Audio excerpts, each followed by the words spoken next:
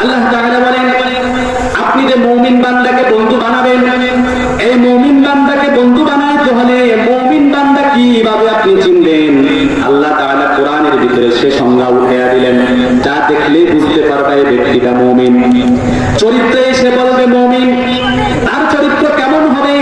আল্লাহ রাব্বুল আলামিন কোরআনের ভিতরে বলছেন, আল্লাহ তাআলা বলছেন, ইন্নামাল মুমিনুনা আল্লাযীনা ইযা যুকিরাল্লাহু ওয়াজিলাত কুলুবুহুম ওয়া ইযা তুলিয়াত আলাইহিম আয়াতুহু যাদাতুহুম ঈমানা ওয়া আলা রাব্বিহিম ইয়াতাওয়াক্কালুন। আল্লাহ তাআলা বলেন, মুমিন তো তারাই যারা আল্লাহর কথা শোনার পরে তাদের অন্তরটা কেঁপে ওঠে, তাদের ভিতরে ভয় সৃষ্টি হয়। এরপরে মুমিন বান্দার চরিত্র হলো তেলাওয়াত শোনার পরে, কোরআনের ব্যাখ্যা শোনার পরে তাদের ঈমান যতটুকু ছিল তার চেয়ে আরো বৃদ্ধি পায়, তার চেয়ে আরো বেড়ে যায়। এরপরে মুমিন বান্দা আল্লাহ ছাড়া কোনো মানুষকে পরোয়া করে না, কোনো ব্যক্তির উপরে ভরসা করে না, কোনো নেতার প্রতি ভরসা করে না, পুলিশের প্রতি ভরসা করে না, দেশের প্রধানমন্ত্রীর প্রতি ভরসা করবে না। একমাত্র কেবলমাত্র মুমিন বান্দা ভরসা করবে মহান রবের উপর। আল্লাহ তাআলা বলেন, মুমিন কিভাবে চিনবা?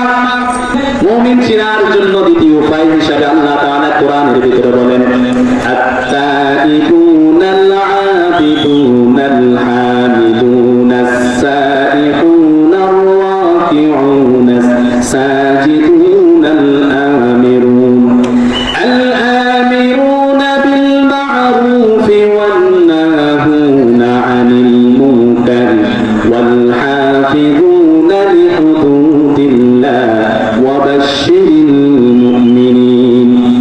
মুমিন বান্দা তাওবাকারী হবে, মুমিন বান্দা ইবাদতকারী হবে, মুমিন বান্দা প্রশংসাকারী হবে, মুমিন বান্দা সাওম পালনকারী হবে, বেরুজগারি হবে না, মুমিন বান্দা রুকুকারী হবে, বেনামাজি হবে না, মুমিন বান্দা সিজদাকারী হবে, বেনামাজি হবে না, মুমিন বান্দা সৎ কাজের আদেশ করবে, অসৎ কাজ থেকে মানুষদেরকে ফিরাইয়া রাখবে।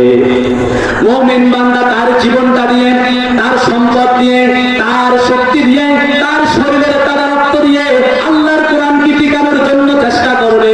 মুমিন বান্দা আল্লাহর সীমানা রক্ষা করার জন্য নিজের জীবনটাকে বিলীন করে দিতে একবারও চিন্তা করবে না।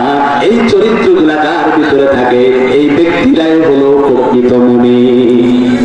আল্লাহ তাআলা বলেন, ওই মুমিনদের ব্যাপারে আল্লাহ তাআলা ঘোষণা করেন, ইন্নাল্লাহা ইশতারা মিনাল মুমিনিনা আনফুসাহুম ওয়া আমওয়ালাহুম বিআন্না লাহুমুল জান্নাহ। আমি আল্লাহ মুমিনদের প্রতি খুশি হয়ে ওই মুমিন বান্দার কাছে তাদের সম্পদের বিনিময়, তাদের যৌবনের শক্তির বিনিময়, তাদের শরীরের তাজা রক্তের বিনিময় আমি আল্লাহ জান্নাতুল ফেরদাউস নামক সম্পদটা তাদের কাছে বিক্রয় করে দিলাম। সুবহানাল্লাহ।